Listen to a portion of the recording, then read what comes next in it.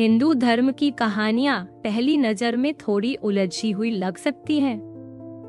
इन कहानियों में भगवान और लोग कभी अपना सिर खो देते हैं, कभी अलग अलग नामों से आते हैं और कई बार पानी के घड़े से नदी भी बना देते हैं। ये सब पुरानी कहानियों का हिस्सा है। इन कहानियों और विश्वासों के बारे में लोगों ने कई पीढ़ियों तक चर्चा की है, इसलिए कभी कभी दिमाग भी उलझ जाता है। ये ठीक वैसे है जैसे आप अपने दोस्त या साथी के घर के परिवार में नए नए रिश्तों को समझने की कोशिश कर रहे हों। कुछ लोग सिर्फ खाने पीने के लिए भी आ जाते हैं। हिंदू धर्म की शुरुआत सिंधु घाटी में तब हुई जब दो अलग अलग समुदायों के लोग मिले। इन लोगों की अपनी अपनी परंपराएं और भगवान थे। दोनों के विचार मिलकर धीरे धीरे एक नए रूप में बदल गए।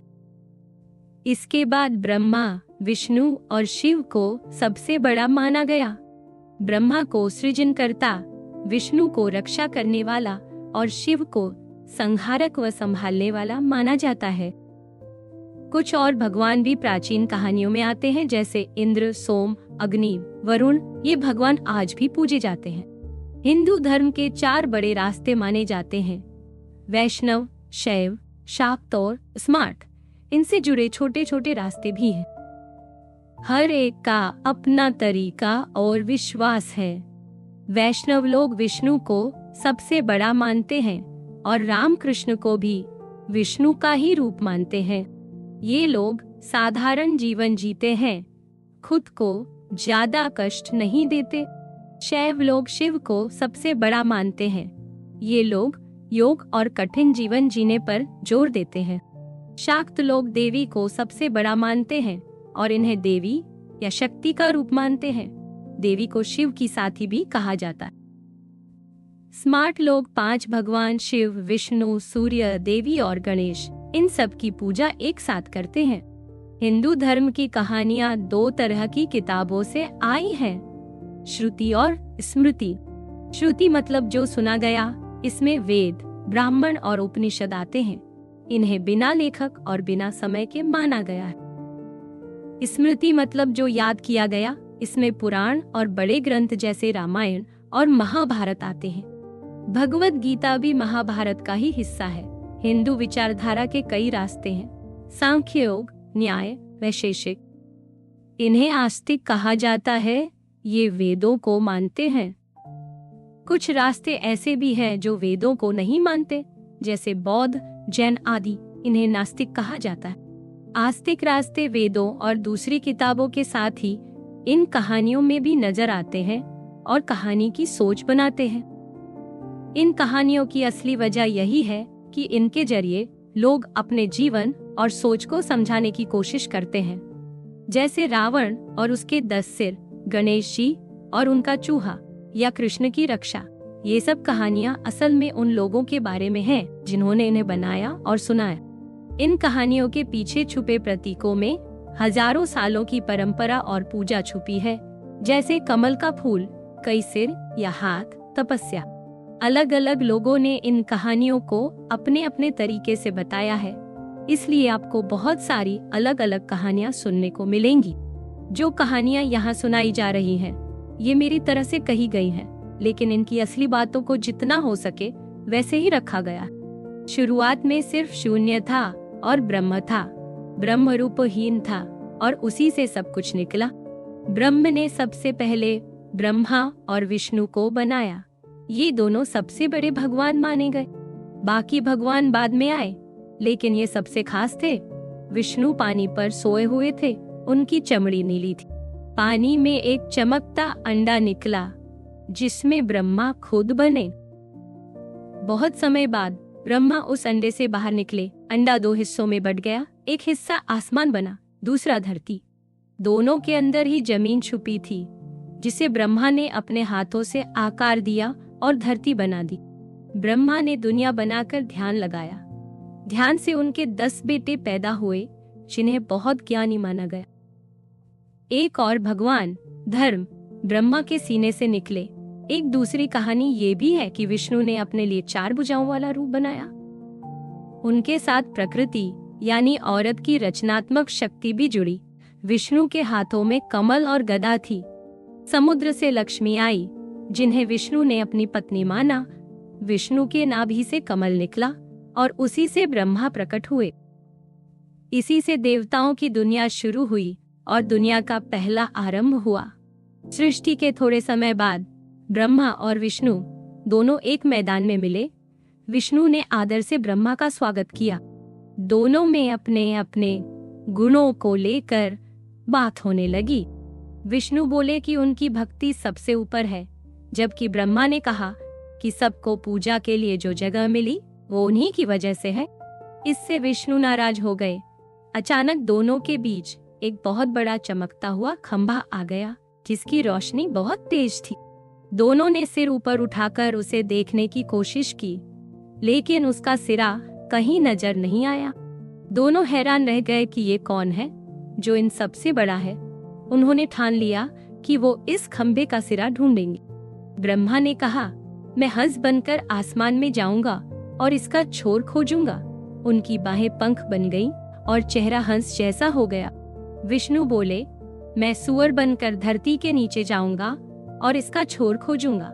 उनकी चमड़ी बालों जैसी हो गई और नाक लंबी हो गई। ब्रह्मा उड़ गए और विष्णु धरती में घुस गए। दोनों खंभे का छोर ढूंढने निकल पड़े। ब्रह्मा जी ने अपने पंख फड़फड़ाए और पेड़ों के ऊपर उड़ गए, फिर और ऊपर गए, पहाड़ों के ऊपर निकल गए।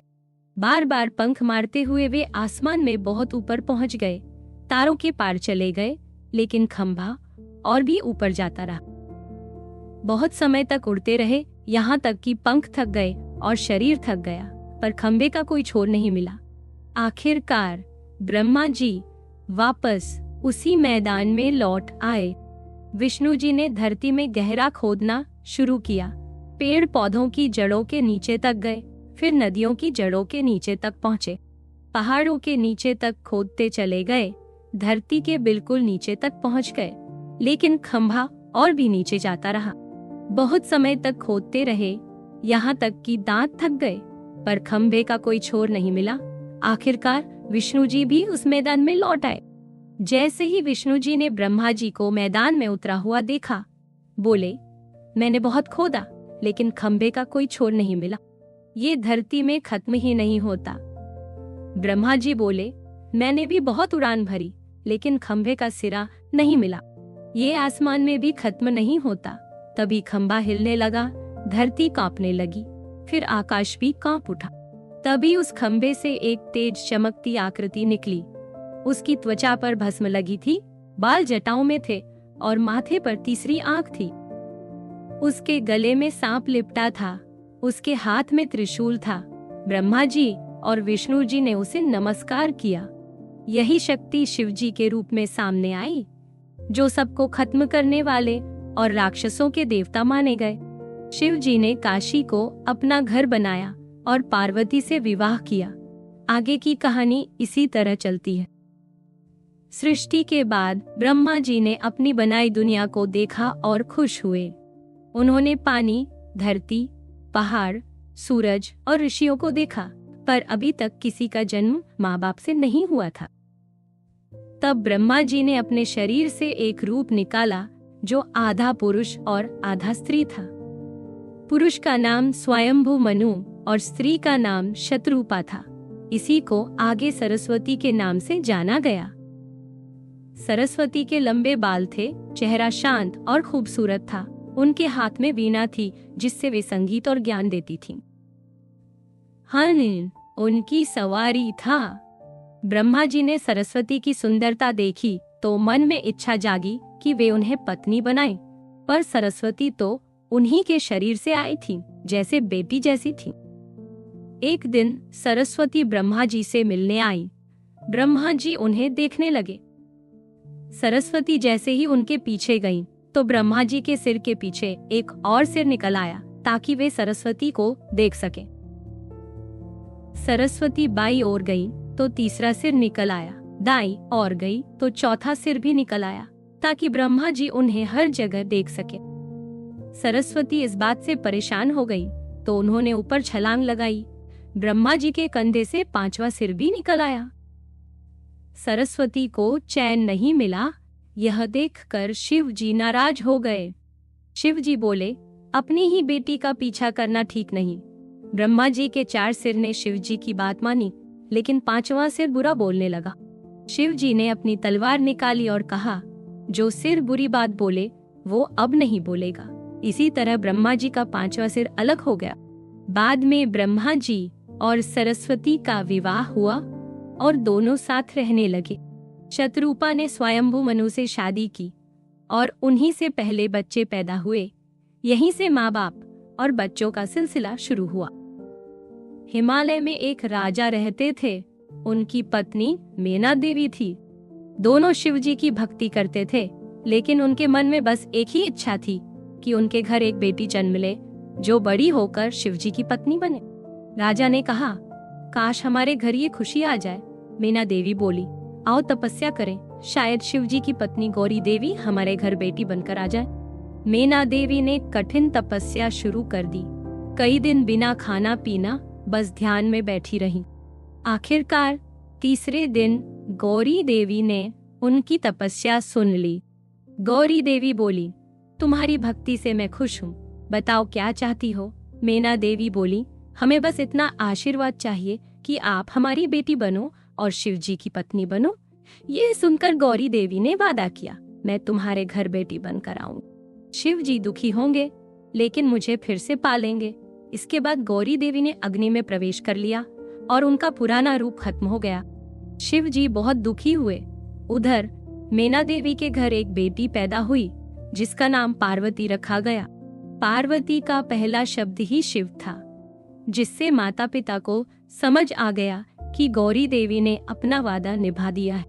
पार्वती बड़ी होकर सुंदर और समझदार बनी। अब वो शिव जी से मिलने के लिए तैयार थी।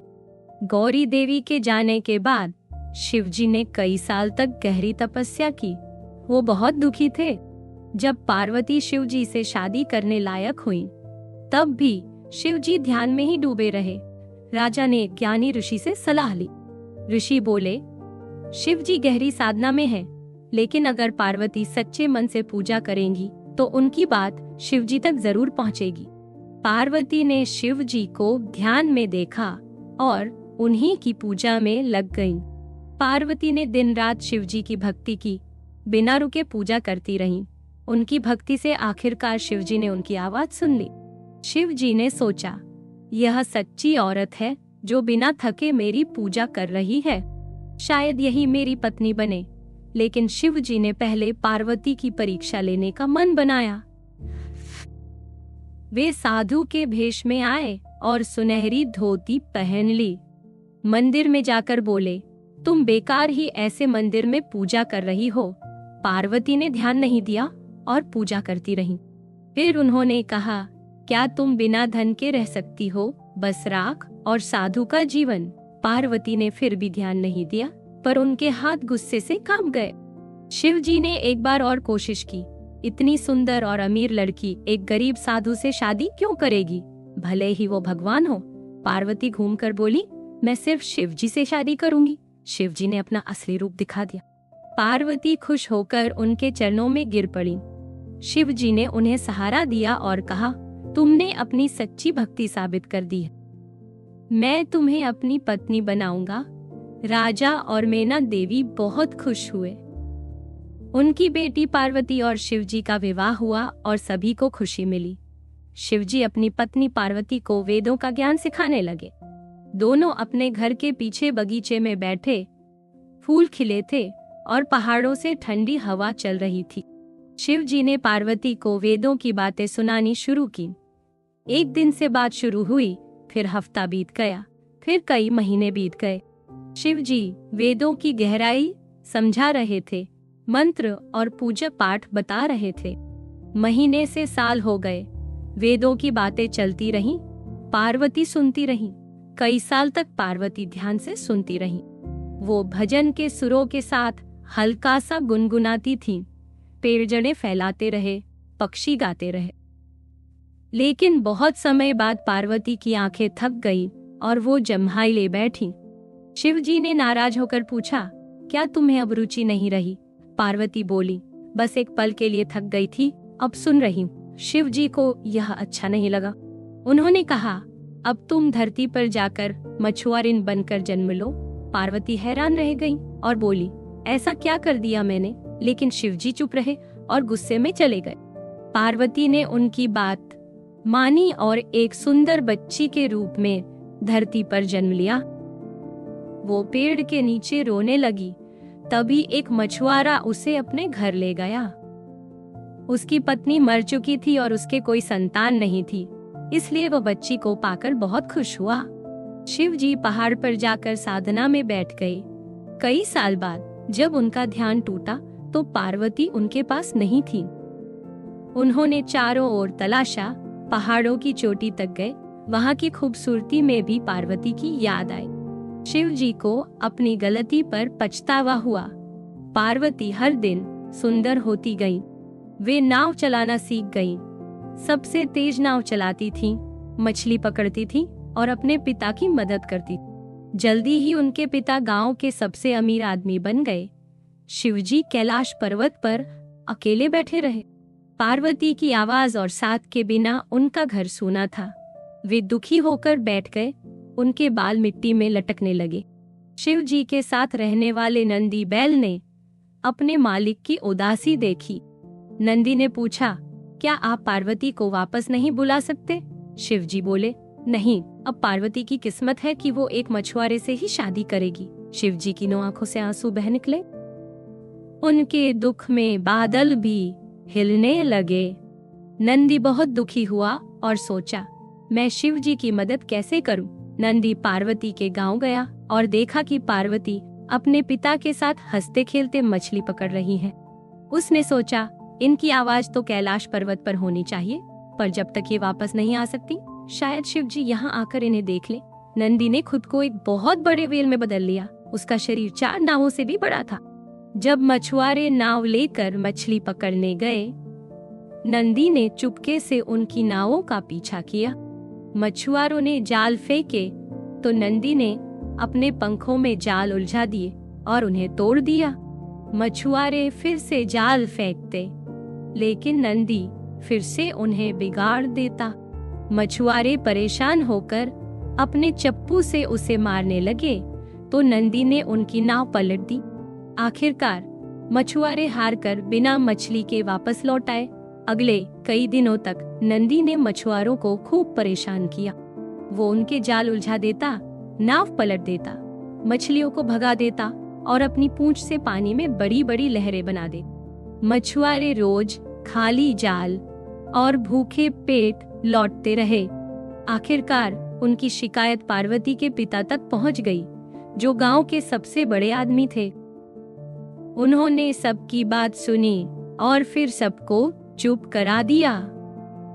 उन्होंने कहा, जो भी इस व्हेल को पकड़ लेगा उसे मेरी बेटी से शादी करने का मौका मिलेगा। ये व्हेल अब हमारे गांव को परेशान नहीं करनी चाहिए।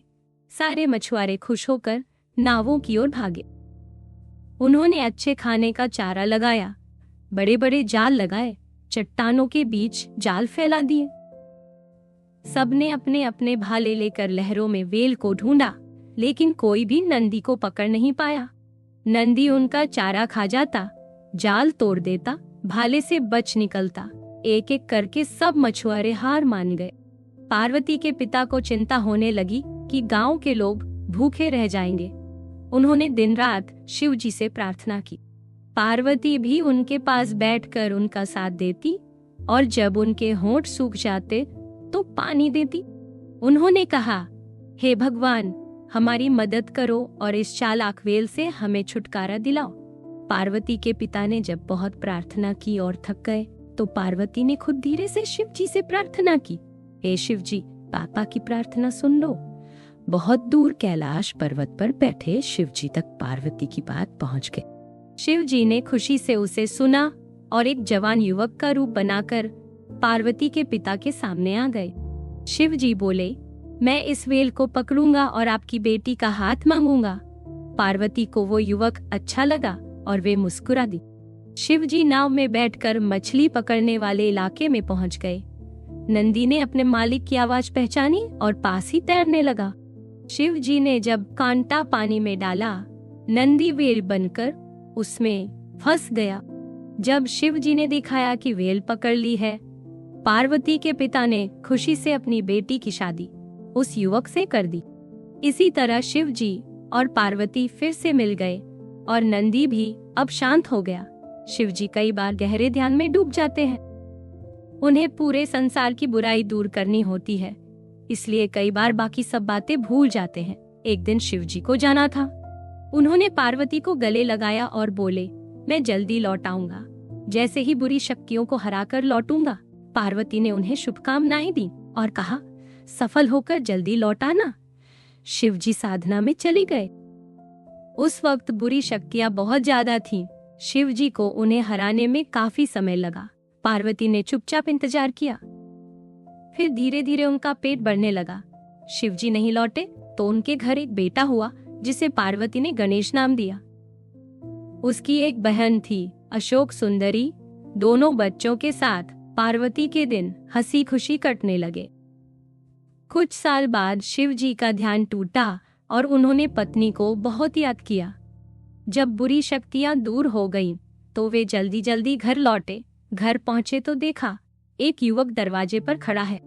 शिव जी ने घर में घुसना चाहा तो उस बच्चे ने रोक लिया। गणेश ने कहा, आप इस घर में नहीं जा सकते, माँ तैयार नहीं है। शिव जी मुस्कुराकर उसे हटाने लगे, लेकिन गणेश नहीं हटा। वह दरवाजे पर अड़ गया और बोला, आप अंदर नहीं जा सकते।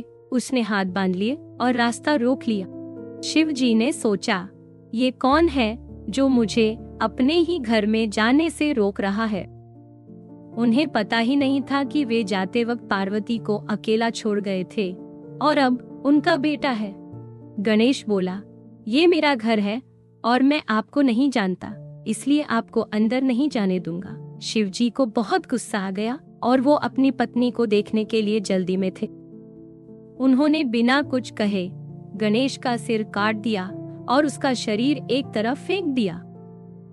जैसे ही शिव जी ने घर में कदम रखा, पार्वती स्नान करके आ रही थी। उन्होंने जैसे ही अपने बेटे का शरीर देखा, रोने लगी और घुटनों के बल गिर गईं। पार्वती ने कहा, अरे मेरे बेटे को क्या हो गया? ये क्या कर दिया आपने? शिव जी हैरान होकर बोले, तुम्हारा बेटा। पार्वती ने अपने बेटे को गोद में लिया और बोली, हमारा बेटा है। शिव जी ने कहा, मुझे तो पता ही नहीं था कि ये मेरा बेटा है। पार्वती बहुत रोई, उनके आंसुओं से जमीन भी भीग गई। गणेश की बहन भी छिपकर रोने लगी। पार्वती को खुश करने के लिए शिव जी ने एक उपाय सोचा। उन्होंने कहा, क्योंकि ये हमारा बेटा है, मैं इसे फिर से जीवित करूंगा, लेकिन इसके लिए मुझे किसी सोए हुए जीव का सिर लाना होगा। शिव जी सिर की तलाश में निकल गए। नदी, पहाड़, जंगल सब जगह देखा, लेकिन कोई सिर नहीं मिला। आखिरकार उन्हें जंगल में एक बच्चा हाथी सोता मिला। शिव जी ने उसका सिर लिया और घर लौट आए। जब पार्वती ने देखा कि बेटे के शरीर पर हाथी का सिर लगाया गया है, तो वो बहुत रोई, लेकिन कुछ और किया भी नहीं जा सकता। ब्रह्मा और विष्णु ने भी बच्चे को आशीर्वाद दिया। अब से गणेश जी का सिर हमेशा हाथी जैसा ही रहा। बहुत समय पहले एक साधु अगस्त्य एक सूखी धरती पर रहते थे। वहाँ के पौधे मुरझा गए थे और जमीन भी पानी के लिए तरस रही। अगस्त्य ने शिवजी और ब्रह्मा जी से प्रार्थना की, हे भगवान, हमारी धरती पर कृपा करो और इसे जीवन दो। शिवजी और ब्रह्मा जी ने उनकी प्रार्थना सुन ली। शिव जी बोले, अपना जल पात्र लाओ, मैं उसमें पवित्र जल भर दूंगा। अगस्त्य ने अपना कमंडलू आगे किया और भगवान ने उसमें पावन जल भर दिया।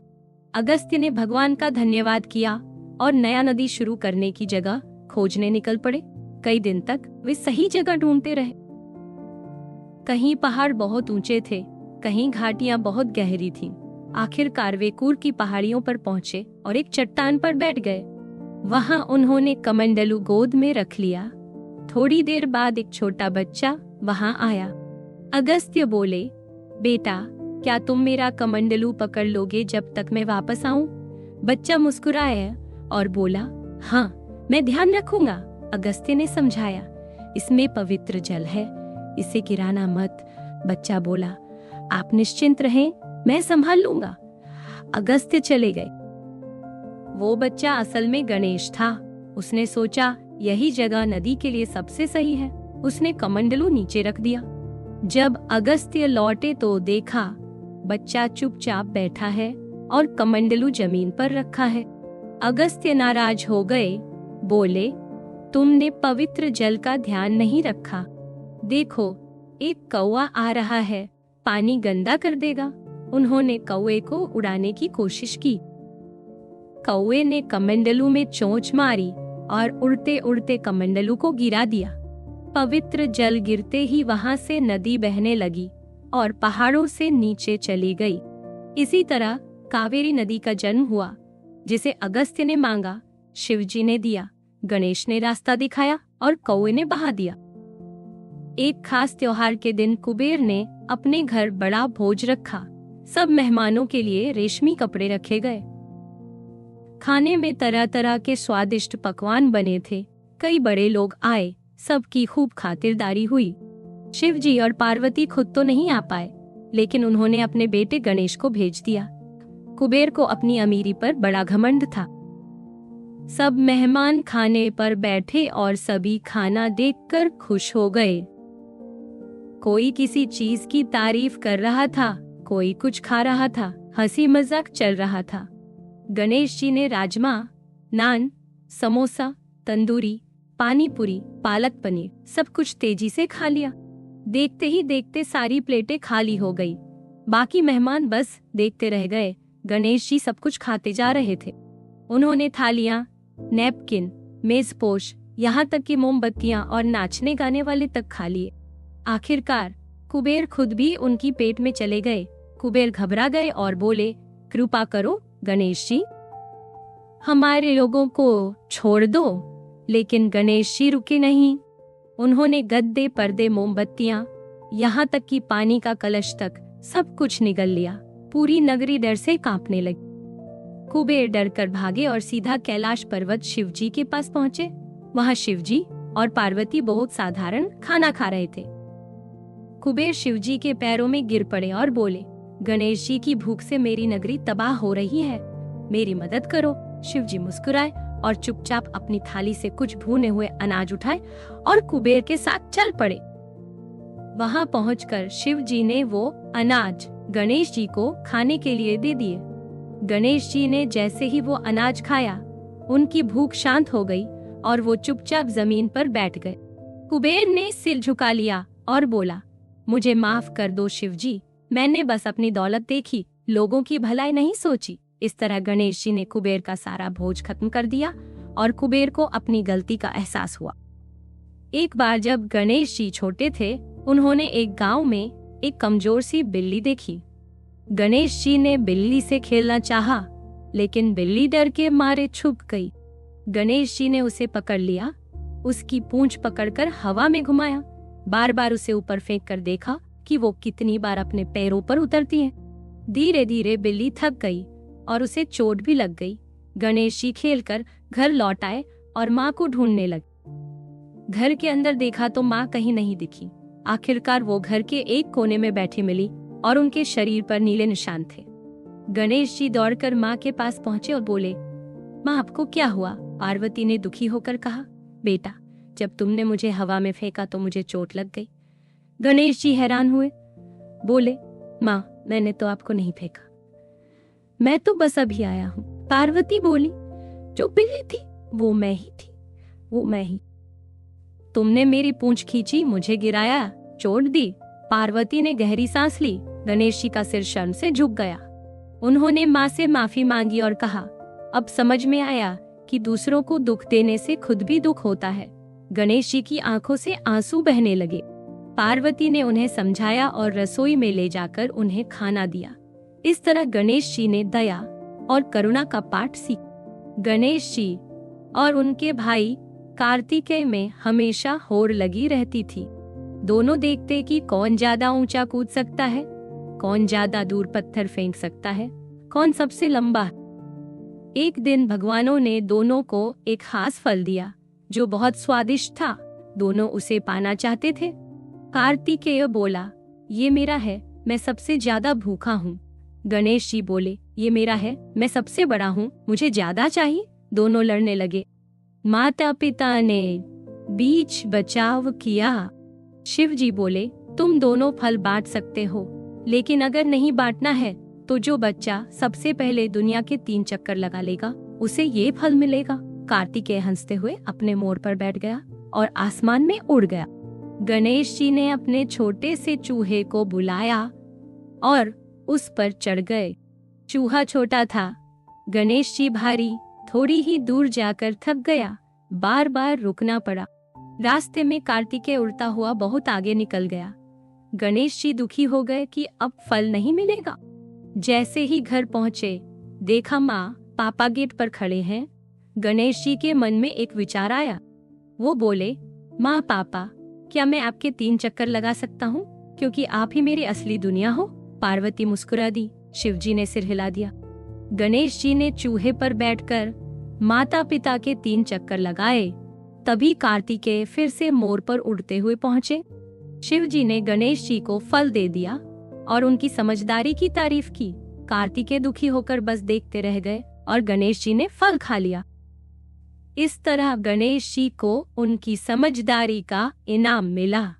जब गणेश जी छोटे थे, तब शिव जी ने सबको ऐलान किया कि कोई भी काम शुरू करने से पहले गणेश जी की पूजा करनी जरूरी है। किसान अपने खेत में काम शुरू करने से पहले, नौकर मालिक से कुछ मांगने से पहले, दुकानदार अपना सामान बेचने से पहले, हर कोई गणेश जी की पूजा करता था। जो भी सच्चे मन से गणेश जी को याद करता, उसे अपने काम में सफलता मिलती थी। धीरे धीरे गणेश जी का नाम सबकी जुबान पर बस गया। कुछ समय बाद त्रिपुर नाम की जगह के राक्षसों ने बगावत कर दी। उन्होंने शिव जी को अपशब्द कहे और देवताओं और इंसानों को डराने लगे। शिव जी ने अपनी सेना तैयार की और घर वालों से विदा लेकर युद्ध के लिए निकल पड़े। शिव जी अपनी सेना के आगे आगे त्रिशूल लेकर जा रहे थे। उनकी सवारी भी साथ थी। रास्ते में अचानक शिव जी की सवारी झटका खा गई। पहिए का एक कील टूट गया। सैनिक दौड़े और देखा कि पहिए में खराबी आ गई है। शिव जी बोले, मैंने ही सबको कहा था कि गणेश जी की पूजा किए बिना सफलता नहीं मिलती, लेकिन मैंने खुद ही अपनी बात नहीं मानी। इसके बाद शिव जी ने वहीं बैठकर गणेश जी से मन ही मन प्रार्थना की और अपनी गलती की माफी मांगी। सैनिकों ने सवारी ठीक की और सब फिर से आगे बढ़े। जब वे त्रिपुर पहुंचे, वहां राक्षस बहुत ताकतवर और गुस्से में थे। शिव जी और उनकी सेना ने बहादुरी से लड़ाई की। आखिरकार राक्षस हार गए और सब शांत हो गया। शिव जी सकुशल घर लौट आए। इसी तरह शिव जी ने खुद भी सीखा कि जो नियम उन्होंने सबके लिए बनाया है, उसकी इज्जत उन्हें भी करनी चाहिए। एक समय की बात है, एक बहुत विद्वान व्यक्ति था जिसने वेद और शास्त्र खूब पढ़ लिए थे। उसने संगीत भी सीखा, आसमान के तारे और जीवन बढ़ाने की दवा तक जान ली। उसने हर चीज में ज्ञान हासिल कर लिया था, लेकिन वो फिर भी साधारण इंसान ही था और उसे अपनी कमजोरी का एहसास था। उसने सोचा कि भगवान से कोई बड़ा वरदान मांगना चाहिए। उसने एक पैर पर खड़े होकर कठोर तपस्या शुरू की। बारिश, धूप और हवा सब झेल ली, पर भगवान चुप रहे। उसने बहुत समय तक कुछ भी नहीं खाया पिया, लेकिन फिर भी उसकी तपस्या बेकार गई। आखिरकार उसने अपने सिर काटना शुरू कर दिए। हर बार अपने अंदर का एक हिस्सा भगवान को चढ़ा दिया। पहला सिर काटा तो खुद से प्यार यानी अहम का त्याग कर दिया। दूसरा सिर काटा तो अपने परिवार और अपनों से मोह छोड़ दिया।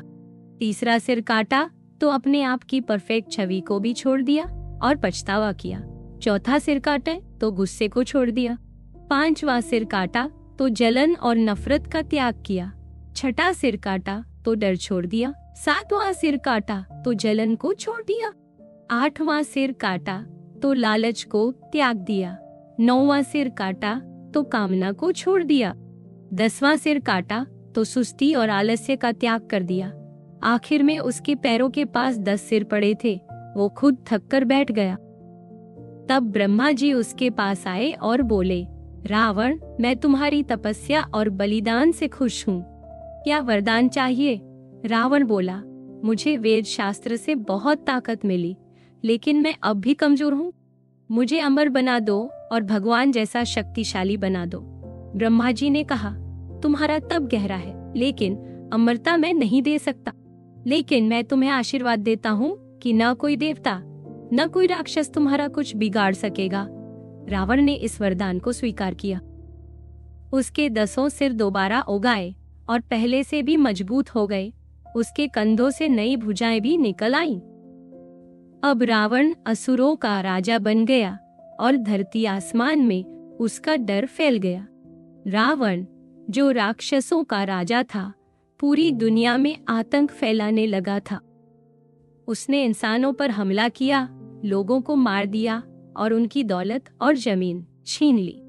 वह देवताओं को भी परेशान करने लगा और उन्हें उनके स्थान से हटाने की धमकी देने लगा, क्योंकि उसे ऐसा वरदान मिला था कि कोई देवता या राक्षस उसे मार नहीं सकता। रावण की वजह से जब दुख बढ़ गया तो सारे देवता ब्रह्मा जी के पास मदद के लिए पहुंचे।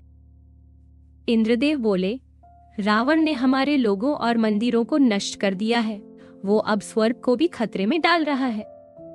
हम सब मिलकर भी उसका कुछ नहीं बिगाड़ सकते, क्योंकि उसका वरदान उसे बचा लेता है।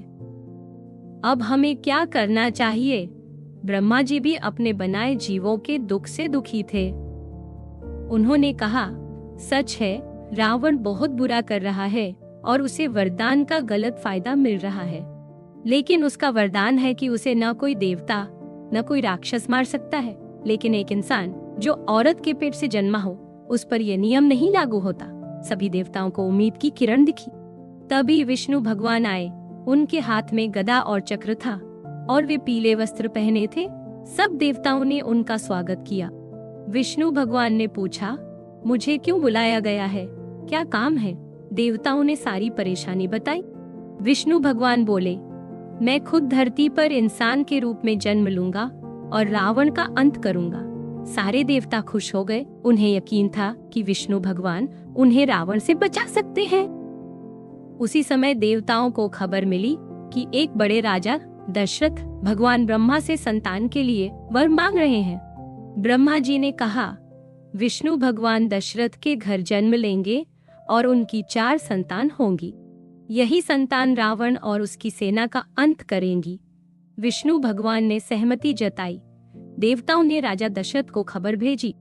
दशरथ बहुत खुश हुए और उनकी पत्नियों को पवित्र अमृत भेजा गया। रानी कौशल्या ने आधा अमृत पिया। सुमित्रा और कैकी ने 1/4 अमृत पिया।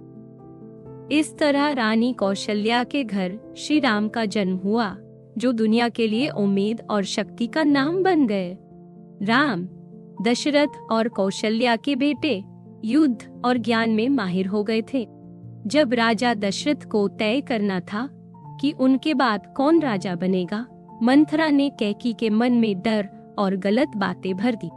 मंथरा ने कहा कि अगर राम राजा बने तो कैकी और उनके बेटे भरत का सब कुछ छिन जाएगा। मंथरा की बातों में आकर कैकी ने राजा दशरथ से अपना वादा मांग लिया कि भरत को राजा बनाया जाए। दशरथ बहुत दुखी हुए, क्योंकि उनका मन राम के लिए रो रहा था। लेकिन कैकी अपने फैसले पर अड़ी रही और राजा को अपना वचन निभाना पड़ा। भरत को राजा बना दिया गया और राम को 14 बरस के लिए जंगल भेज दिया गया। वचन निभाने के दुख में राजा दशरथ ने प्राण त्याग दिए। भरत ने खुद राजा बनना नहीं स्वीकारा, बल्कि राम की खड़ाऊ सिंहासन पर रख दी और राम के लौटने का इंतजार किया। सबको मंथरा की बुरी चाल का अफसोस हुआ। राम ने ये खबर अपनी पत्नी सीता को दी और कहा, हमें महल छोड़कर जंगल में रहना होगा जब तक 14 बरस बाद लौट नहीं। सीता ने मुस्कुराकर कहा, मैं आपके साथ चलूंगी, मुझे कोई डर नहीं। राम के भाई लक्ष्मण ने और भी ज्यादा दुख मनाया। वो राम के बिना नहीं रह सकते थे। लक्ष्मण ने अपनी पत्नी उर्मिला से कहा, मैं राम की रक्षा करना चाहता हूँ, जंगल में भी उनके साथ रहूंगा। उर्मिला बोली, ये बहुत सम्मान की बात है। आप जरूर जाइए। लक्ष्मण ने चिंता जताई कि जंगल के खतरे कभी सोते नहीं। मैं अकेला आदमी कैसे हर वक्त राम सीता की रक्षा करूंगा। उर्मिला ने कहा, मैं 14 बरस तक लगातार सोऊंगी ताकि आप 24 घंटे राम और सीता की रक्षा कर सके। लक्ष्मण ने अपनी पत्नी का धन्यवाद किया और राम सीता के साथ जंगल के लिए रवाना हो गए।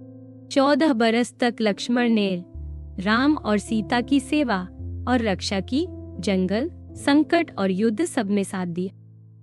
उधर उर्मिला ने 14 बरस तक अपने बिस्तर पर सोकर लक्ष्मण के लिए जागरण का संकल्प निभाया। कई साल तक राम, सीता और लक्ष्मण जंगल में रहे और अयोध्या लौटने का इंतजार करते रहे।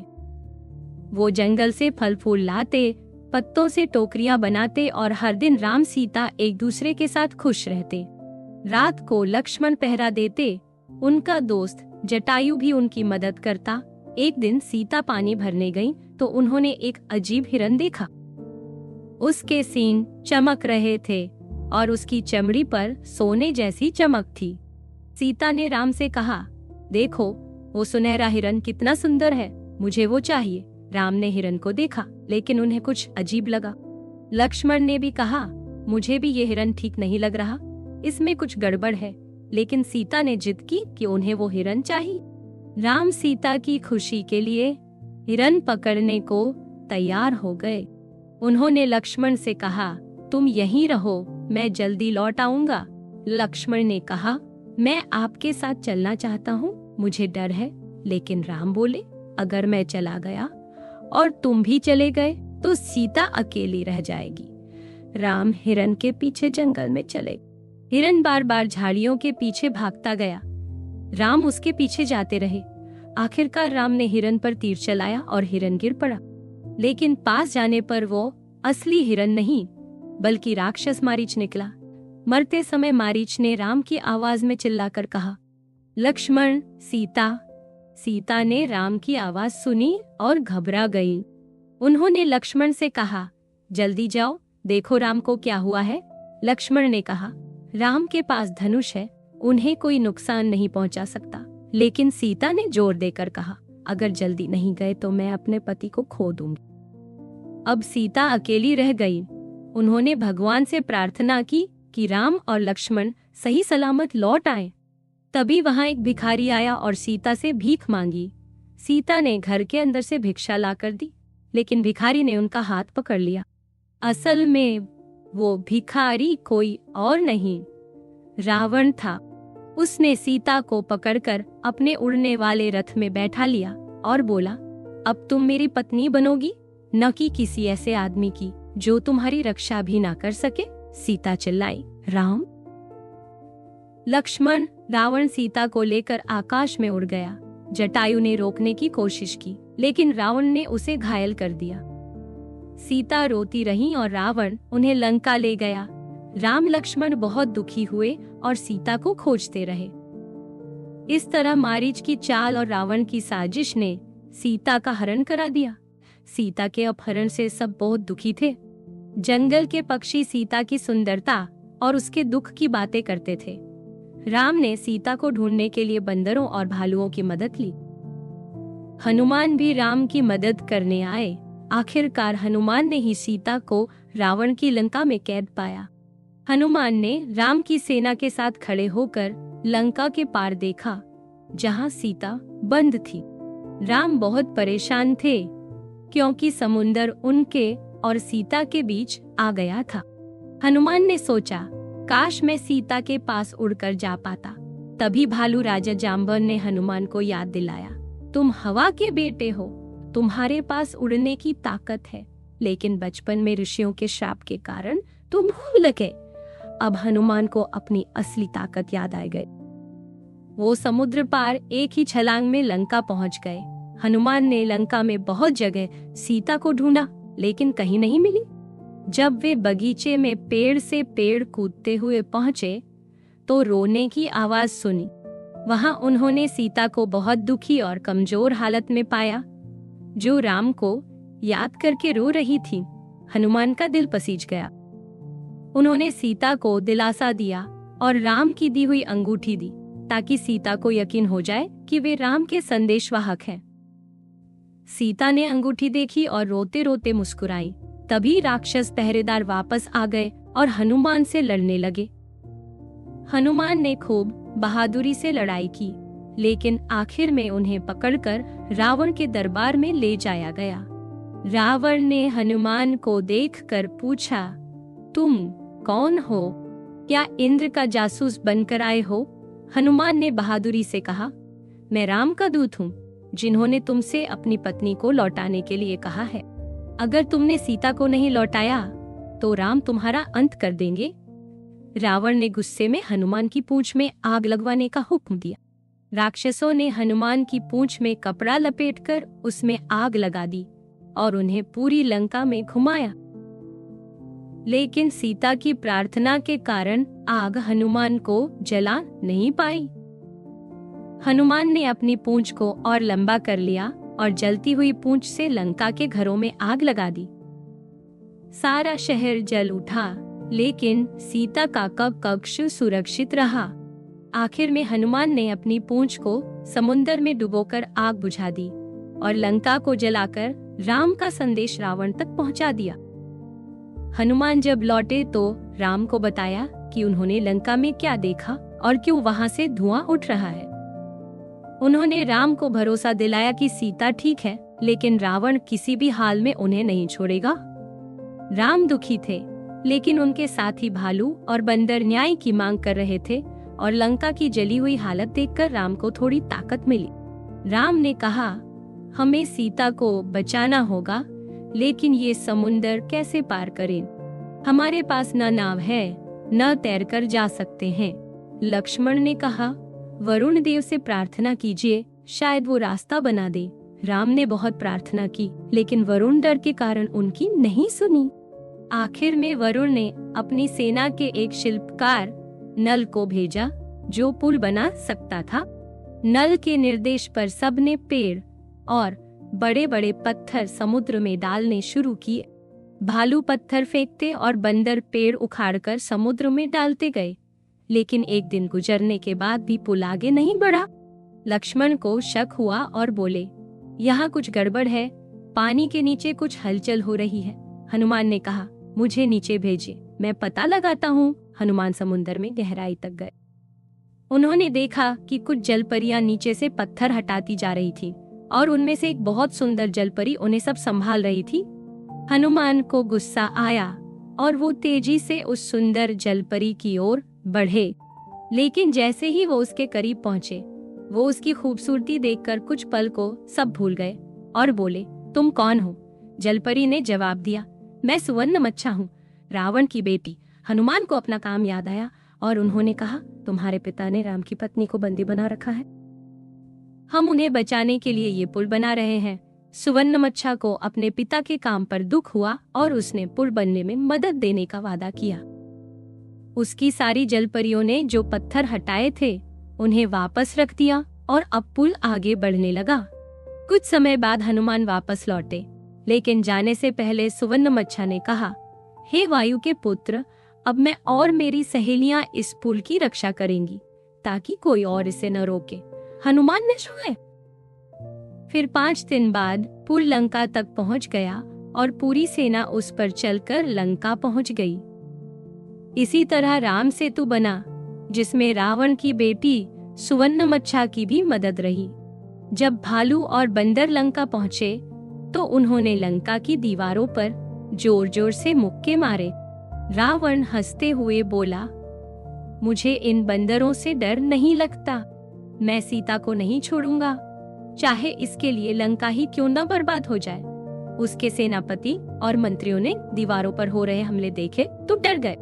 उन्होंने कहा, महाराज, सीता को लौटा दीजिए, लंका पर संकट मंडरा रहा है, आसमान में गिद्ध चक्कर लगा रहे हैं, बुरा वक्त आने वाला है, अपना पाप छोड़ दीजिए और लंका को बचा लीजिए। लेकिन रावण चिल्लाया, चुप रहो, मैं सीता को नहीं लौटाऊंगा, मैं राम और उसकी सेना को ऐसे मिटा दूंगा जैसे तेज हवा पेड़ के पत्तों को उड़ा देती है। रावण सब सलाहें अनसुनी करता रहा। उसका भाई विभीषण सही राह पर चलने के लिए रावण का साथ छोड़ राम के पास आ गया, लेकिन रावण पर कोई असर नहीं हुआ। वो सीता की चाहत में पागल हो चुका था और उसे किसी की बात सुनाई नहीं देती थी।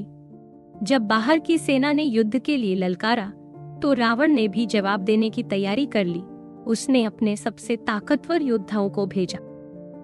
इंद्रजीत अपने रथ पर चढ़कर निकला। उसके पीछे उसका भाई प्रहस्त था। त्रिशिरा भी 3 सिरों के साथ निकला और राम लक्ष्मण को श्राप देने लगा। जब दोनों सेनाएं भिड़ी तो ऐसा लगा जैसे पहाड़ आपस में टकरा रहे हों। राक्षस, बंदर और भालू एक दूसरे पर टूट पड़े। रावण के लिए धूम्राक्ष, अक्रमण और कुंभकर्ण मैदान में उतरे। उनकी चाल से जमीन कांप उठी, लेकिन हनुमान, अंगद, नील और नल ने उनका डटकर सामना किया और रावण के योद्धाओं को एक एक करके मार गिराया। युद्ध इतना भयंकर था कि राम और लक्ष्मण भी घायल हो गए। आखिरकार दोनों ओर की सेनाएं पीछे हट गईं और घायल सैनिकों की खोज शुरू हुई। इन्हीं में जाम्बवंत भी घायल पड़े थे। उन्होंने जोर से पुकारा, हनुमान कहाँ है? विभीषण ने पूछा, तुम पहले राम की खबर क्यों नहीं पूछते?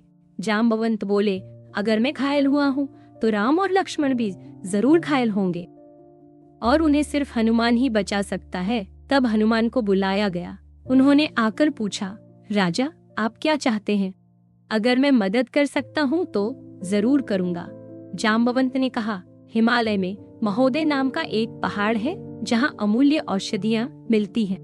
वहाँ जाओ और वो औषधियाँ लेकर लौटो ताकि राम और लक्ष्मण ठीक हो सके। हनुमान जोर से ललकारते हुए आसमान में उड़ गए। तेज हवा की तरह जंगलों के ऊपर से उड़ते, रेगिस्तानों को पार करते, वे शिव के निवास कैलाश पर्वत को नमन कर हुए आगे बढ़े। फिर उनके पैर महोदय पर्वत पर पड़े, लेकिन वहां तो हजारों जड़ी बूटियां थीं।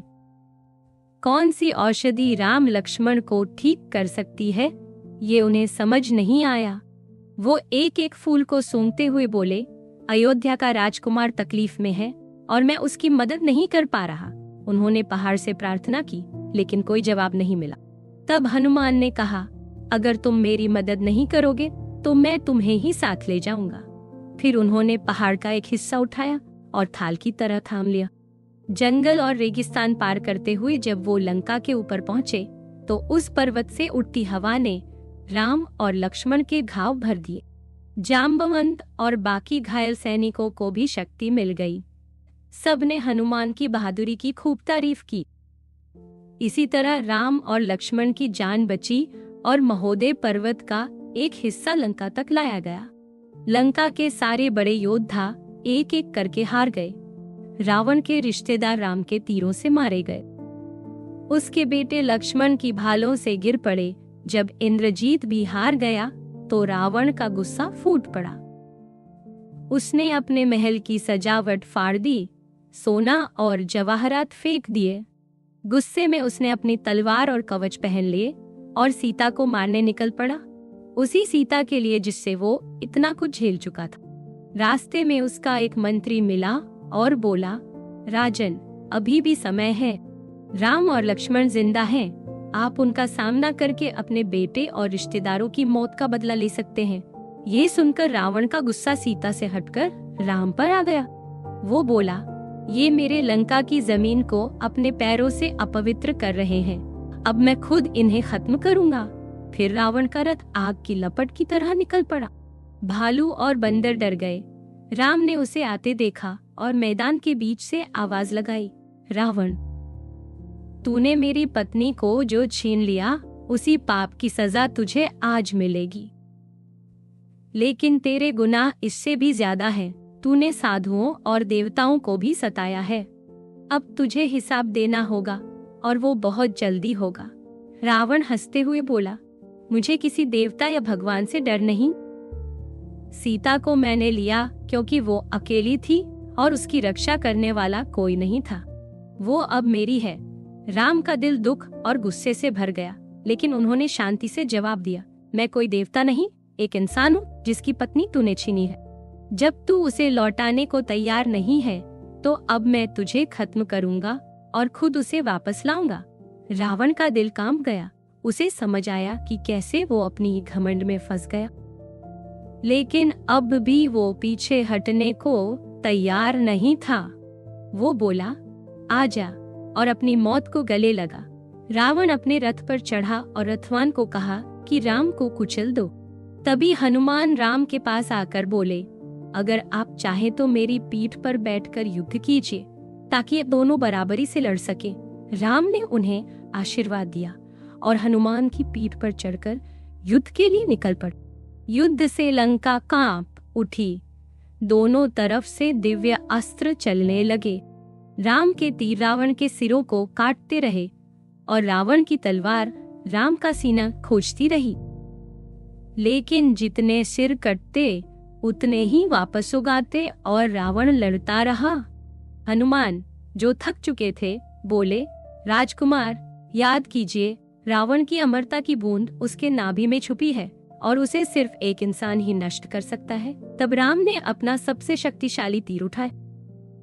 उन्होंने सांड में पूरा ब्रह्मांड खींच लिया और धनुष से उसे छोड़ दिया। वो तीर सीधा रावण की नाभि में लगा और अमरता की बूंद बाहर गिर गई। रावण एक चीख के साथ गिर पड़ा और उसकी गिरावट से धरती हिल गई। इस तरह राम ने राक्षसों के राजा रावण को हराया। रावण के हार जाने के बाद राम की सेना खुशियों से झूम उठी। बंदर उछलने लगे और भालू जोर जोर से बोले, जय हो श्री राम की, जय हो सीता माता की, जो अब बंधन से आजाद हैं। लेकिन राम को सीता की कैद और रावण की नजरें याद आ गईं। उनका दिल भारी हो गया। रावण की बातें बार बार उनके मन में गूंजने लगी और उनका चेहरा ठंडा पड़ गया। राम ने हनुमान से कहा, सीता को मेरे पास लाओ। वो पैदल चलकर आए। हनुमान को राम की आवाज में बदलाव महसूस हुआ। फिर विभीषण सीता को लाए। वो दुख से थकी हुई थी, मगर उनकी आंखों में अब भी राम के लिए सच्चा प्यार चमक रहा। जैसे ही सीता ने राम को देखा, वो दौड़ पड़ी, लेकिन राम ने नजर फेर ली। राम बोले, तुमने कई महीने एक पराये घर में बिताए हैं, अब तुम मेरे लिए पराई हो। मैं तुम्हें अपने रिश्ते से आजाद करता हूँ। तुम चाहो तो किसी और से विवाह कर सकती हो। ये सुनकर सारे बंदर चौंक गए और भालुओं ने आंखें बंद कर ली। सुग्रीव तक चुप हो गया और दुखी हो गया। सीता की आंखों से आंसू बहने लगे। उन्होंने कहा, हे राम, मेरे स्वामी, आपने ऐसा कैसे सोच लिया? रावण ने जबरदस्ती मुझे ले गया। मैंने उसकी छुअन को कभी नहीं अपनाया, हमेशा उसे नफरत की नजर से देखा। क्या आपको मेरा समर्पण नजर नहीं आता? राम चुप रहे और उनकी आंखें अब भी दूर कहीं देख रही थी। सीता का दिल टूट गया। आंसू उनके गालों से बहने लगे। फिर उन्होंने कहा, लक्ष्मण, मेरे लिए चिता तैयार करो। अगर राम मुझे अपनी पत्नी नहीं मानते तो मेरे जीने का कोई मतलब नहीं बचा। लक्ष्मण ने राम की ओर देखा जैसे विनती कर रहे हो, लेकिन राम ने सिर्फ सिर हिलाया। लक्ष्मण ने चिता बनाई और उसमें आग लगाई। आग की लपटें लकड़ियों को जलाने लगी। सीता ने सबके सामने कहा, सुनो, अगर मैं अपने पति के लिए अपवित्र और बेवफा हूँ तो ये अग्नि मुझे भस्म कर दे, तब न मुझे दुख रहेगा न उन्हें। सीता माता। भालू चीख पड़े और उनके आंसुओं से मैदान भीग गया। सीता माता। बंदरों की आवाज आसमान तक गूंजी। लक्ष्मण जमीन पर गिरकर रोने लगे और हनुमान ने अपना चेहरा छुपा लिया। लेकिन राम अब भी कुछ नहीं बोले, बस उनका दिल अंदर से टूट रहा था। सीता चिता में कूद गई और आग की लपटों ने उन्हें घेर लिया। तभी राम का भी दिल टूट गया। वो फूट फूट कर रोने लगे और जमीन पर गिर पड़े। उसी समय देवता आकाश से उतरे और ब्रह्मा ने खुद सीता को आग से बाहर निकाला। उनका चेहरा दमक रहा था। आंखों में सिर्फ प्यार और पवित्रता थी। ब्रह्मा ने उन्हें राम के पास लाकर कहा, देखो, यह है तुम्हारी पत्नी, आग भी इसे छू नहीं सकी। इसे बिना किसी डर या संकोच के स्वीकार करो। अब तुम दोनों का बिछड़ना खत्म हुआ। राम दौड़कर सीता के पास गए, उन्हें गले लगाया और अपनी पत्नी कहकर स्वीकार किया। इस तरह सीता ने अग्नि परीक्षा दी और वो आग से भी ज्यादा पवित्र साबित हुई। बहुत समय पहले देवकी ने एक बेटे को जन्म दिया। उसका नाम रखा गया कृष्ण। अपने क्रूर मामा से बचाने के लिए देवकी ने कृष्ण को यशोदा को सौंप दिया। यशोदा ने उन्हें अपने बेटे की तरह पाला। कृष्ण को यशोदा बहुत प्यारी लगती थी, लेकिन वो हमेशा उनकी बात नहीं मानते थे। जब कृष्ण थोड़े बड़े हुए तो एक दिन उन्होंने मक्खन चुरा कर खा लिया। मक्खन का स्वाद उन्हें इतना अच्छा लगा कि वो रोज थोड़ा थोड़ा चुरा कर खाने लगे। कभी खाने के वक्त थाली में मक्खन छुपा लेते तो कभी चुपचाप रसोई में जाकर चख लेते। कुछ ही समय में घर का सारा मक्खन खत्म हो गया, क्योंकि कृष्ण सब खा चुके थे। यशोदा हंस भी दी और दुखी भी हो गई, क्योंकि इतने प्यारे और नटखट बालक से नाराज होना आसान नहीं था। उन्होंने उंगली हिलाते हुए कहा, कृष्ण, अगर तुम सारा मक्खन खा लोगे तो घर में पकाने के लिए कुछ नहीं बचेगा। अब मक्खन से दूर रहो। लेकिन यशोदा की बातों से कृष्ण का मक्खन के लिए प्यार कम नहीं हुआ। अब उन्होंने पड़ोसियों के घर से भी मक्खन चुराना शुरू कर दिया। धीरे धीरे पूरे वृंदावन में कोई ऐसा घर नहीं बचा जहां कृष्ण ने मक्खन न चुराया हो। परेशान लोग यशोदा के पास शिकायत लेकर पहुंचे। कृष्ण ने मेरा मक्खन खा लिया, अब मेरे पास रोटी के लिए कुछ नहीं बचा।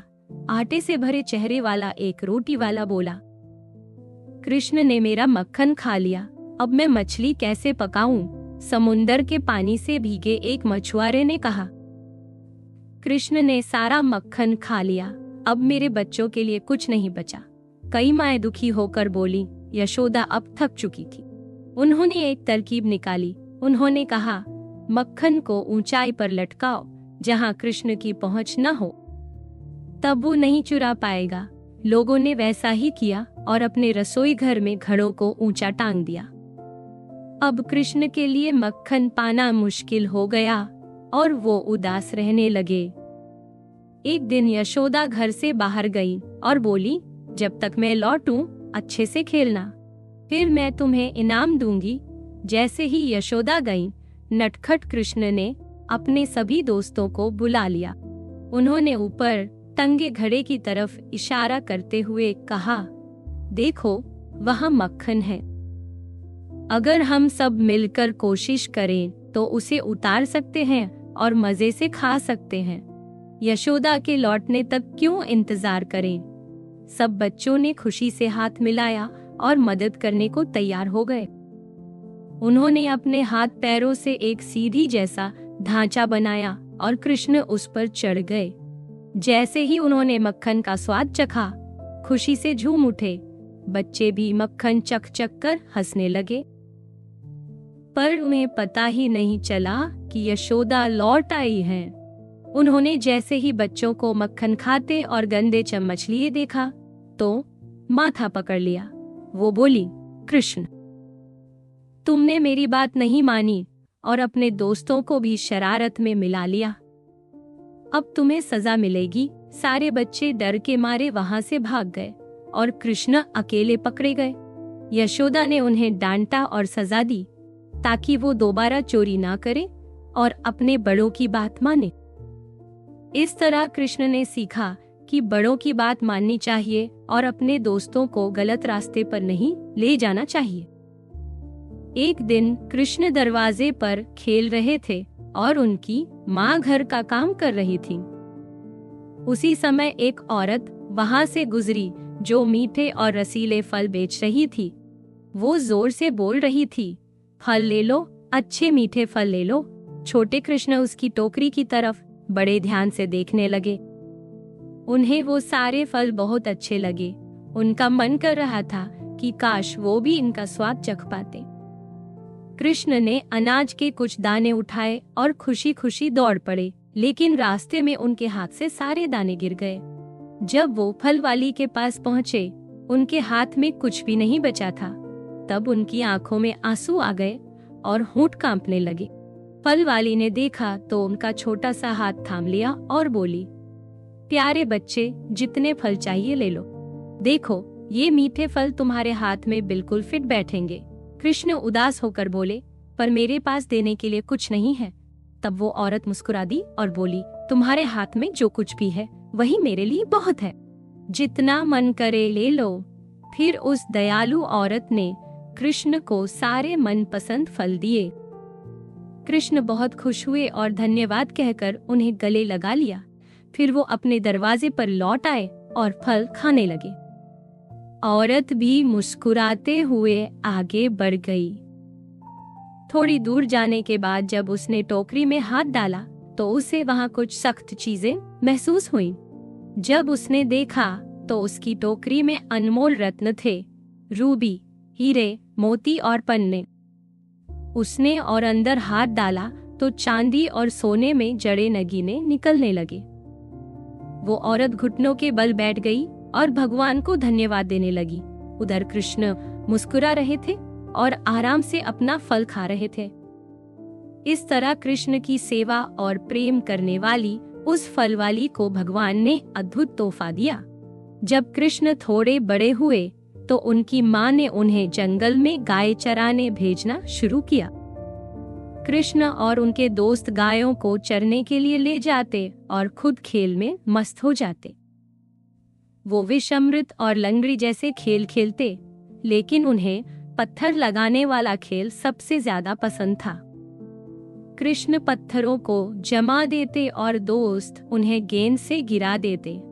फिर कृष्ण दौड़कर उन्हें दोबारा जमाते और बाकी बच्चे उन्हें गेंद से मारने की कोशिश करते। सब बहुत हंसते और मजे करते। लेकिन जंगल के एक कोने में एक किसान आग के पास सो गया। आग धीरे धीरे फैलने लगी और पेड़ों को पकड़ लिया। बच्चे खेल में मस्त थे, उन्हें कुछ पता ही नहीं चला। थोड़ी देर में धुआं फैलने लगा और गाय डरकर भागने लगी। तब बच्चों ने देखा कि आग पास आ गई है। वो डरकर चिल्लाने लगे, कृष्ण, हमें बचाओ। कृष्ण ने खेल से नजर हटाई और देखा कि चारों तरफ आग फैल चुकी है। वो शांत होकर बोले, अपनी आंखें बंद कर लो, मैं सब संभाल लूंगा। बच्चों ने पूछा, क्या मतलब? कृष्ण फिर बोले, जो कहा है वही करो। आंखें बंद करो और जब तक मैं ना कहूँ खोलना मत। बच्चों ने आंखें बंद कर ली और अपने चेहरे ढक लिए। फिर कृष्ण ने गहरी सांस ली, इतनी गहरी जैसे समुद्र को खींच लिया हो और पूरी आग को निगल लिया। उन्होंने पेड़ों में जलती आग, घास में छुपती आग और गायों को डराने वाली आग, सब कुछ निगल लिया। जब चारों ओर की सारी आग खत्म हो गई तो उन्होंने कहा, अब आंखें खोलो। बच्चों ने आंखें खोली तो देखा कि वहां कोई आग नहीं थी, सब कुछ शांत था। हवा में धुएं की हल्की सी भी खुशबू नहीं थी। उन्होंने खुशी से नारा लगाया, जय हो कृष्ण की, जय हो विष्णु के अवतार की। फिर सभी ने गायों को इकट्ठा किया और खुशी खुशी घर लौट गए। इस तरह कृष्ण ने अपने दोस्तों को बचाया और उनके लिए जंगल की आग निगल ली। ऋषि भृगु की पत्नी की तरफ से अग्नि को श्राप दिया गया। डर के मारे अग्नि भगवानों और इंसानों से छिप गए। देवताओं ने उन्हें ढूंढने के लिए खोज शुरू की। अग्नि समुद्र में कूद गए और लहरों के नीचे छिप गए। उन्होंने सोचा, यहाँ कोई नहीं ढूंढ पाएगा। पानी इतना गहरा है कि मेरी आग भी बुझ गई होगी। लेकिन अग्नि की गर्मी इतनी तेज थी कि समुद्र के जीव तड़पने लगे। मछलियां भाग गईं, व्हेल परेशान हो गई और मेंढकों ने देवताओं से जाकर मदद मांगी। अग्नि को समुद्र से निकालो, वो हमें पका रहे हैं।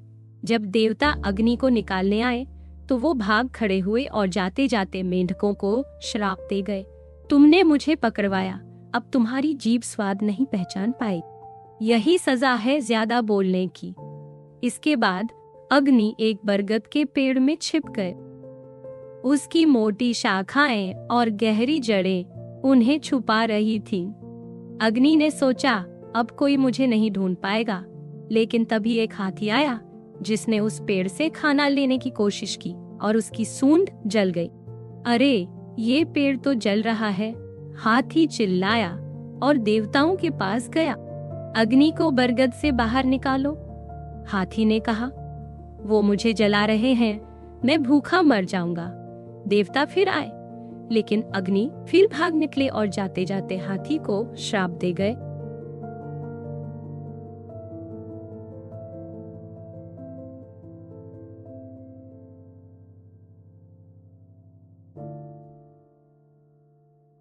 अब तुम्हारी ये सजा है दूसरों की बातें जाकर कहने की।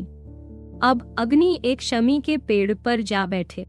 सोचा, शायद मेरी लपटें इन फूलों जैसे लगे और मैं छुप जाऊं। लेकिन एक रंग बिरंगी चिड़िया आई और उसे वहां देखकर चहकने लगी। अग्नि शमी में छुपे हैं, उन्होंने मेरी पसंदीदा जगह छीन ली है।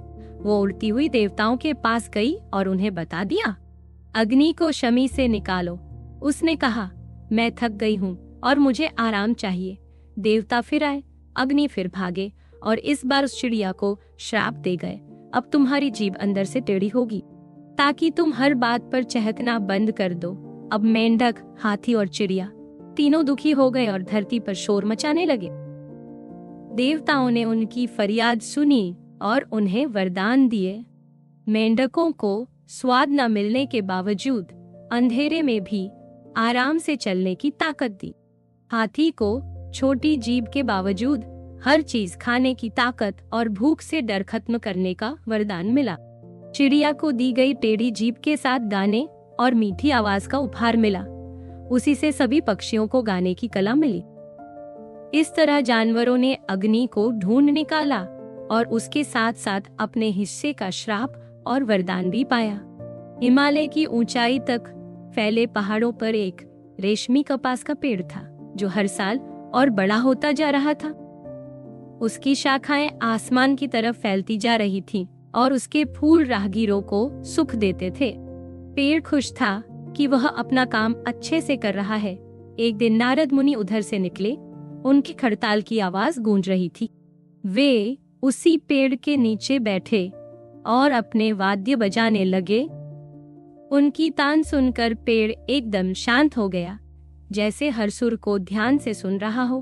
पेड़ बोला, आप कितना सुंदर बजाते हैं, आप तो सच में सुरों के मालिक लगते हैं। नारद मुस्कुराए और बोले, मैंने बरसों मेहनत की है इस कला को सीखने में। अब पेड़ सोचने लगा कि क्या वो भी किसी चीज में माहिर हो सकता है जैसे नारद है। उसे लोकों में जाना नहीं आता, लेकिन शायद वह अपनी जमीन पर ही कुछ बन सकता है। नारद पेड़ की छाया में लेटे हुए ऊपर देखते हुए बोले, रेशमी कपास के पेड़, तुम कितने विशाल हो गए हो। तुम्हारी शाखाएं इतनी मजबूत हैं कि कोई तूफान भी हिला नहीं सकता। पेड़ ने जल्दी से जवाब दिया, मैं इसलिए इतना मजबूत हूँ क्योंकि तूफान मेरा सेवक है। वो जानता है कि अपने मालिक को नहीं छेड़ना चाहिए। नारद चुप हो गए, पर मन ही मन सोचते रहे। फिर उन्होंने पेड़ को धन्यवाद दिया और वहां से चले गए। रास्ते में उन्हें वायुदेव मिले। नारद ने कहा, हे वायुदेव, मैं आपको एक मजेदार बात सुनाता हूँ। रेशमी कपास का पेड़ कह रहा था कि तूफान उसका सेवक है और इसलिए उसकी शाखाओं को हिला नहीं सकता। वायुदेव का चेहरा सख्त हो गया। बोले, क्या वो पेड़ खुद को इतना ताकतवर समझता है? अभी उसे सच्चाई दिखाता हूँ। वायुदेव हिमालय पहुंचे और पेड़ की पत्तियों को अपने सांसों से हिलाया।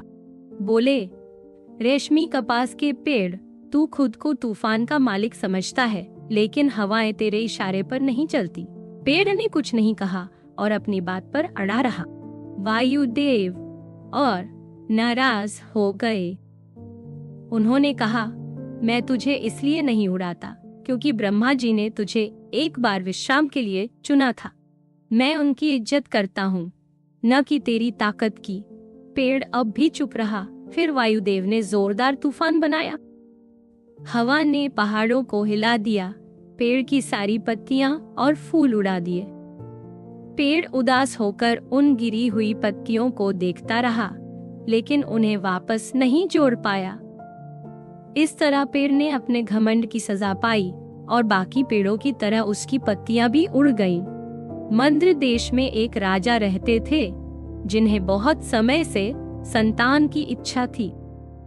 उन्होंने और उनकी रानी मालवी ने ईश्वर से प्रार्थना की और उन्हें एक बेटी मिली जिसका नाम उन्होंने सावित्री रखा। सावित्री बड़ी होकर बहुत सुंदर और शुद्ध हृदय वाली बनी। उसके बाल गंगा की तरह बहते और उसकी कमल जैसी आंखों में सच्चाई झलकती थी। जब विवाह का समय आया तो कोई भी वर उसके योग्य नहीं लगा, क्योंकि वह इतनी सुंदर और पवित्र थी कि कोई आगे आने की हिम्मत ही नहीं करता था। तब राजा अश्वपति ने उसे बुलाया। बोले, बेटी, जब कोई यहाँ तुम्हारा हाथ मांगने नहीं आया तो अब तुम्हें खुद ही अपने लिए एक पति चुनना होगा। किसी राजा के बेटे को ढूंढो जो कुल में भी ऊंचा हो और दिल से भी नेक हो। सावित्री ने सिर झुकाकर कहा, ठीक है पिता, मैं खुद चलकर ऐसा पति ढूंढूंगी। सावित्री ने महल, गहने और रेशमी कपड़े छोड़ दिए और एक साधारण झोला लेकर यात्रा पर निकल पड़ी। वह कई दिनों तक चलती रही और एक दिन जंगल में एक अंधे व्यक्ति को देखा जो पेड़ की जड़ों के पास कुछ खाने को ढूंढ रहा था। सावित्री ने अपने झोले से फल निकालकर कहा, यह लीजिए, कुछ खा लीजिए। मुझे अच्छा नहीं लगेगा अगर आप भूखे रहें। अंधे व्यक्ति ने खाना लिया और पूछा, इतना प्यार भरा उपहार किससे मिल रहा है? सावित्री ने कहा, मैं सावित्री हूँ, राजा अश्वपति और रानी मालवी की बेटी। अंधा व्यक्ति बोला, तो तुम वही राजकुमारी हो जिसकी सुंदरता और सरलता के बारे में मैंने सुना है। क्या तुम मुझे अपना चेहरा समझा सकती हो?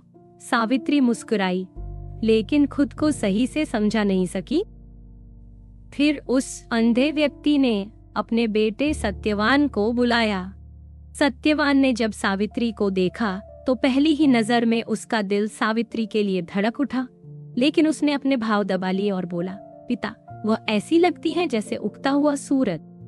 उनकी आंखें रात के तारों जैसी चमकती हैं और उनका चेहरा धर्म की बातों को सुनने के लिए खुला रहता है।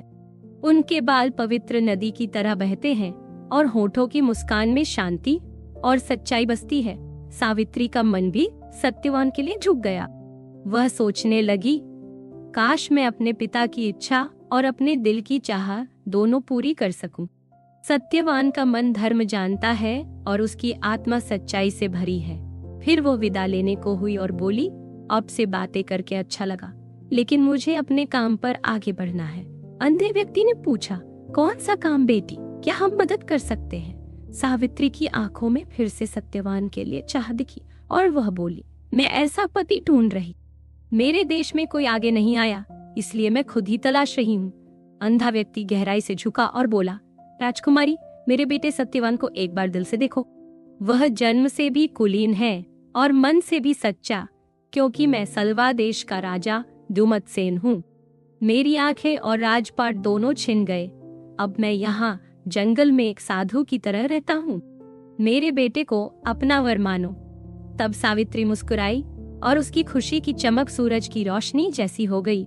राजा द्युमत्सेन ने उसका हाथ सत्यवान के हाथ में रख दिया और दोनों का दिल एक हो गया। इस तरह राजकुमारी सावित्री सत्यवान को अपना जीवन साथी मान बैठी। जब सावित्री अपने पिता के दरबार लौटी तो उसने देखा कि वहां उदासी छाई हुई है और नारद मुनि भी वहां बैठे हैं।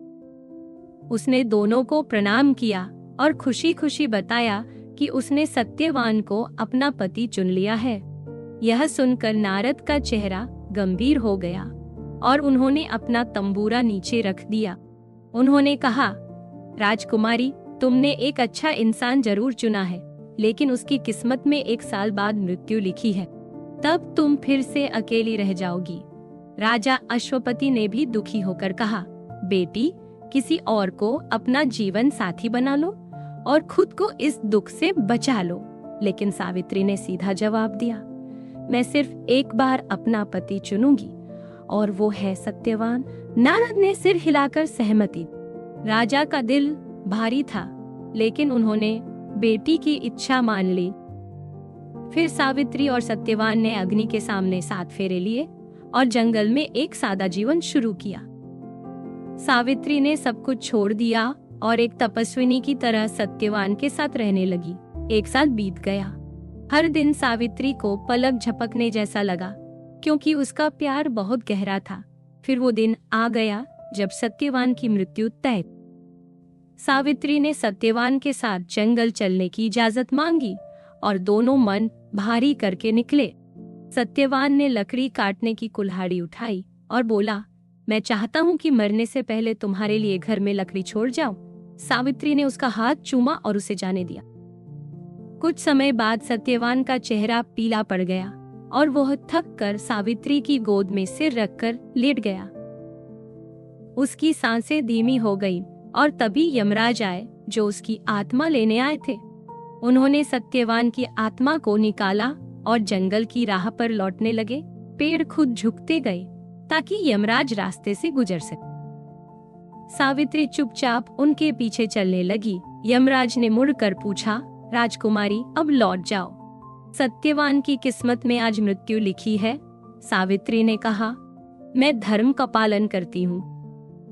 धर्म कहता है कि एक पत्नी को निष्ठावान रहना चाहिए, चाहे परिस्थिति कैसी भी हो। और मैं धर्मराज के पीछे चल रही हूँ, जिससे मुझे न्याय और सच्चाई की उम्मीद है। यमराज थोड़े चकित हुए, लेकिन फिर भी बोले, यह रास्ता तुम्हारे लिए नहीं है। सत्यवान को मरना ही है। सावित्री ने वही जवाब दोबारा दोहराया। तब यमराज बोले, ठीक है, कोई वरदान मांग लो, लेकिन सत्यवान की जान मांगना मत। सावित्री ने कहा, मेरे 3 वरदान हैं। पहला, राजा द्युमत्सेन की आंखों की रोशनी और राजपाट लौट आए। दूसरा, मेरे पिता को 100 संतानें मिले ताकि उनका वंश चले। तीसरा, मुझे और सत्यवान को भी 100 संतानें मिले। यमराज उलझ गए, क्योंकि आखिरी वरदान तभी पूरा हो सकता था जब सत्यवान जीवित रहे। तब यमराज ने कहा, तुमने बड़ी समझदारी और सच्ची निष्ठा से मांग की है। तुम्हारे तीनों वरदान पूरे होंगे।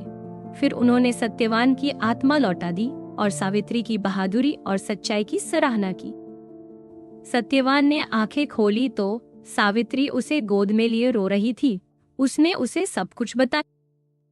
दोनों ने मिलकर ब्रह्मा और विष्णु की तपस्या की। इस तरह सावित्री ने अपनी निष्ठा और समझदारी से अपने पति की जान बचाई और यमराज को भी झुका दिया। ब्रह्मा एक दिन यम से मिलने आए। रास्ते में जो 2 कुत्ते पहरेदारी करते थे, उन्होंने सिर झुकाकर उन्हें सम्मान दिया। उन्होंने यम का भैंसा भी देखा जो पास में बंधा था। फिर उन्होंने देखा कि इंसानों की आत्माएं लंबी लाइन में खड़ी हैं। उन्होंने पूछा, तुम सब किस बात का इंतजार कर रहे हो? आत्माओं ने जवाब दिया, हम यमराज के फैसले का इंतजार कर रहे हैं। ब्रह्मा आगे बढ़ते गए और कई आत्माओं से यही जवाब मिला। आखिरकार वे यम के सिंहासन तक पहुँचे। ब्रह्मा बोले, यमराज, मैं आपसे मिलने आया हूँ। यम ने सिर झुकाया और एक आत्मा को स्वर्ग की ओर भेजते हुए कहा, स्वस्थ। ब्रह्मा चौंक गए। यम ने समझाया कि वो आत्माओं के अच्छे बुरे कर्मों का हिसाब करके उन्हें स्वर्ग या किसी और लोक भेजते हैं। ब्रह्मा ने देखा कि लाइन बहुत लंबी है और यम लगातार आत्माओं का पूरा जीवन देख समझकर फैसला कर रहे हैं। ब्रह्मा ने पूछा, क्या इस काम में कोई मदद नहीं कर सकता? यम बोले, मैं पहला इंसान था जो मरा, इसलिए मुझे यह जिम्मेदारी मिली। और कौन करेगा ये सब? तब ब्रह्मा ने सोचा और उनके विचार से चित्रगुप्त प्रकट हुए। उन्होंने तुरंत पत्ता और कलम उठाई और आत्माओं के कर्मों को बहुत तेजी से लिखना शुरू कर दिया। किसान, हाँ। अच्छा पिता, हाँ। शिव की पूजा नहीं की नहीं। एक ऋषि को दुख पहुंचाया नहीं। भूह के योग्य। यम ने हामी भरी और आत्मा को आगे भेज दिया। अब आत्माओं की लाइन तेजी से बढ़ने लगी। चित्रगुप्त हर आत्मा का पूरा जीवन लिखते और सही जगह भेजने के लिए पूरी जानकारी रख। उन्हें पता होता कि कौन नरक में जाएगा, कौन स्वर्ग में, या किसे फिर से धरती पर भेजा जाएगा। इस तरह चित्रगुप्त बने, जो इंसानों का जीवन रिकॉर्ड करते हैं और उन्हें स्वर्ग या अन्य लोकों में भेजने की सिफारिश करते हैं। भस्मासुर ने शिवजी से एक वरदान मांगा।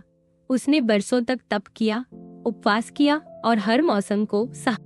आखिरकार शिवजी ने उसकी तपस्या से खुश होकर पूछा, क्या वरदान चाहिए?